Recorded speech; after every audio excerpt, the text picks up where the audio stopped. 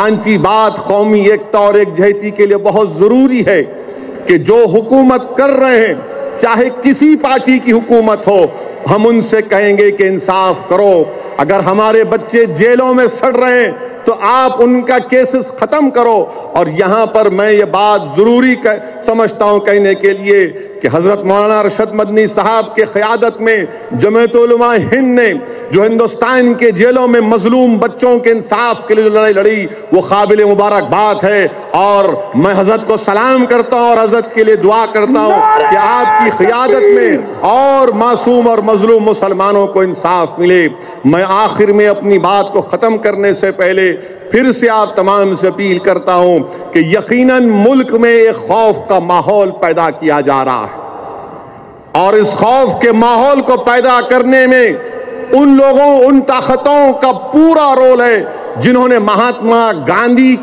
کو گولی مارا، ان تمام لوگوں کا رول ہے جنہوں نے ہندوستان کی آزادی میں حصہ نہیں لیا بلکہ انگریزوں کا ساتھ دیا۔ اگر آج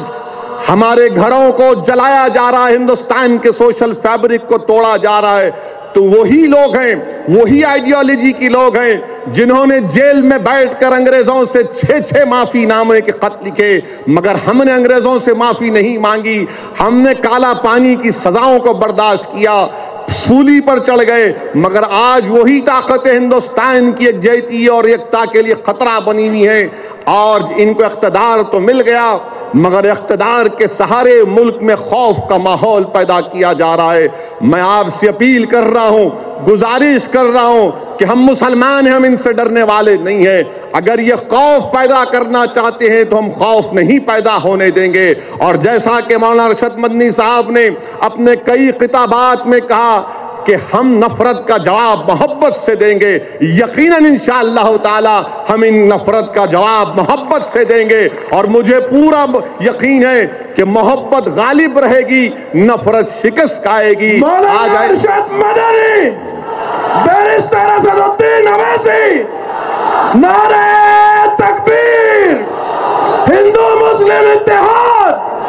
پیار و محبت زندہ باد، زندہ باد۔ مولانا میرے تقریر کا وقت بھی لے لے نعروں میں آپ۔ بہرحال میرے عزیز دوستوں اور بزرگوں، ہم کو بے خوف ہو کر ہندوستان کو بچانا ہے۔ ہندوستان ہمارا وطن ہے،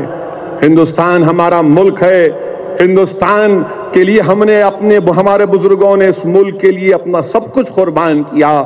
آج ہندوستان ایک ایسے چوراہے پر ہے کہ اگر ہم ایسی طاقتوں سے خوف کھا جائیں گے تو یاد رکھیے پھر اس ملک میں سیکولرزم، جمہوریت، پاسداری، یکجہتی، ایکتا، یہ سب کمزور ہو کر رہ جائے گی۔ یہ ملک بہت بڑا ہے، اور میں صاف اور واضح الفاظ میں کہنا چاہتا ہوں کہ ہندوستان بڑا ہے اور مودی چھوٹا ہے۔ ہندوستان بڑا ہے، سنگ پریوار کمزور ہے انشاءاللہ تعالی، اور اس ملک کو بچانے کے لیے ہم تمام کو متحد ہونا پڑے گا، ہمارے ہم خیال تنظیموں کو ساتھ لینا پڑے گا، اپنے آپسی اختلافات کو بالائے طاق رکھنا پڑے گا۔ عقیدے کی بنیاد پر اختلافات ہو سکتے ہیں، مگر یاد رکھیے جب دشمن وار کرنے جاتا ہے تو یہ نہیں دیکھتا کہ امداد اللہ رشیدی کا بیٹا کون سے عقیدے کا تھا، حافظ جنید کون سے عقیدے سے اس کا تعلق تھا۔ میرے عزیز دوستوں اور بزرگوں، ڈریے مت، خوف کو اپنے قریب آنے مت دیجیے۔ افسوس کے ساتھ بھی یہ بھی کہنا پڑتا ہے کہ جتنے سیکولر طاقتیں ہیں وہ بھی آج اس سازش میں برابر کے ملوث ہیں۔ ایک منصوبہ بند طریقے سے مسلمانوں کو مارجنلائز کیا جا رہا ہے، مسلمانوں کو دور کیا جا رہا ہے، اور حد تو یہ ہو گئی کہ ایک نام نہاد انٹلیکچل نے اپنے آرٹیکل میں لکھ دیا کہ مسلمان خواتین کا برقع ترشول کی طرح ہے، ترشول کی طرح ہے۔ اب آپ بتائیے، مگر اللہ نے دکھا دیا کہ جو ہماری شریعت میں مداخلت کر رہے تھے اللہ نے ان کو ایکسپوز کر دیا۔ سپریم کورٹ کا فیصلہ آیا، دلتوں کے خلاف وہ فیصلہ ہے، میں بڑی عزت کے ساتھ کہہ رہا ہوں وہ فیصلہ دلتوں کے خلاف ہے۔ ہندوستان میں آج بھی ہر 15 منٹ میں ایک دلت کو مارا جاتا ہے، ہر 15 منٹ میں دلتوں پر ظلم کیا جاتا ہے، 77% دلتوں پر کرائم میں اضافہ ہوا ہے۔ اور افسوس کے ساتھ یہ کہنا پڑے گا کہ 2014 کے بعد جب سے مسٹر مودی وزیر اعظم بنے ہیں، دلتوں کے خلاف کیسز ختم ہو رہے ہیں۔ یہ خود اعداد و شمار سامنے ہے۔ بہرحال ہم کو اپنے دلت بھائیوں کو بھی اپنے ساتھ لینا ہے، ان پر بھی ظلم کیا جا رہا ہے اور برسوں سے ان پر ظلم کیا جا رہا ہے۔ آج دلت ایک امید کی نگاہوں سے مسلمانوں کی طرف دیکھ رہا ہے کہ کیا یہ دو مظلوم قومیں مل کر ایسی طاقتوں سے مقابلہ کرنے کی طاقت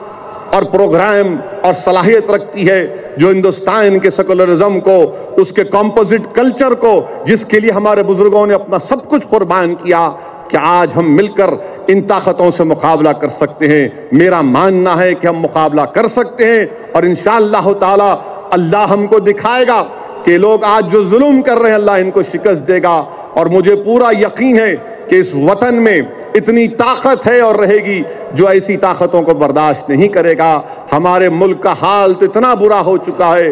اتنا برا ہو چکا ہے کہ بچوں کے امتحان کے پیپر تک لیک ہو رہے ہیں، اور ہمارے وزیر اعظم بولتے کہ نہ کھاؤں گا نہ کھانے دوں گا۔ اے ہندوستان کے وزیر اعظم، آپ کی ناک کے نیچے آپ ہماری شریعت میں عورتوں کی انصاف کی جھوٹے دعوے کرتے ہیں، آپ کی ناک کے نیچے کوئی 11,000 کروڑ لے کر بھاگ گیا تو کوئی 13,000 کروڑ لے کر بھاگ گیا۔ اے ہندوستان کے وزیر اعظم، بھاگنے والے میں ایک کا نام مودی تھا، کیا تمہارے نام کی تاثیر ہے کہ کوئی پیسہ لے کر بھاگ رہا ہے تو کوئی ہندو مسلم اتحاد کو کمزور کر رہا ہے؟ وآخر دعوانا الحمدللہ رب العالمین۔